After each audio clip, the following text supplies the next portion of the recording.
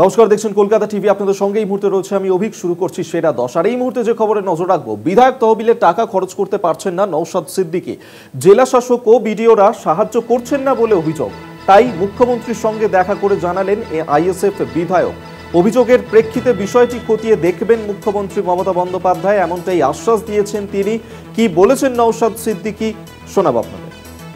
ডিস্ট্রিক্টের একটা অর্ডার হয়েছে, ডিস্ট্রিক্ট থেকে অর্ডার করেছে, যেখানে এডিএম ডেভেলপমেন্টের সিগনেচার আছে যে তারা আমার কাজটাকে আবার নতুন পুনরায় আবার সে পঞ্চায়েত সমিতির হাতে তুলে দিয়েছে। যে পঞ্চায়েত সমিতি আমার 2.5 বছর সময় নষ্ট করেছে, আবার তাকে দিয়েছে, আমার সাথে কোনো রকম আলোচনা, কোনো রকম জিজ্ঞাসাবাদ না করে।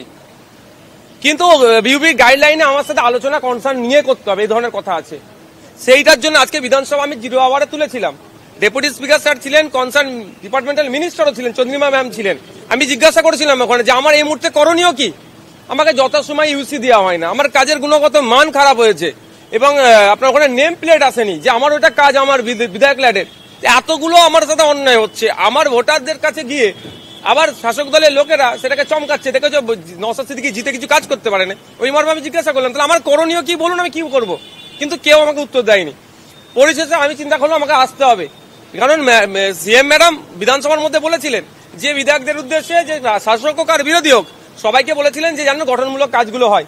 আমি গঠনমূলক কাজের জন্য ওখানে দিয়েছি, যেমন লং লাইফের জন্য সেই ধরনের কাজ আমি দিয়েছি। সেই আমি দেখলাম আমাকে আসতে হবে, ওই জন্য আমি ছুটে এসেছি। আমি তোমার যে ল্যাডের টাকা আমাকে বলেছে, আপনার যে ল্যাডের টাকা আছে যেটা যেটা নিয়মের মধ্যে থাকবে সেটা হবে, কোনো ডিস্টার্ব হবে না, আমাকে আশ্বস্ত করেছে। এবার দেখার বিষয়, আমি সর্বোচ্চ জায়গায় এসেছি। এরপরেও যদি না আমার কাজ ঠিকঠাক করা হয় তাহলে আর কিছু বলার নাই। তখন আমি বলছি এখানে বলে যাচ্ছি, তাহলে আমি আমার গাঁটের টাকা থেকে, বাড়ি থেকে টাকা নিয়ে এসে 3 কোটি টাকা খরচ করার আমার সেই ক্যাপাসিটি আমার আছে, আমি সেই টাকা খরচ করি।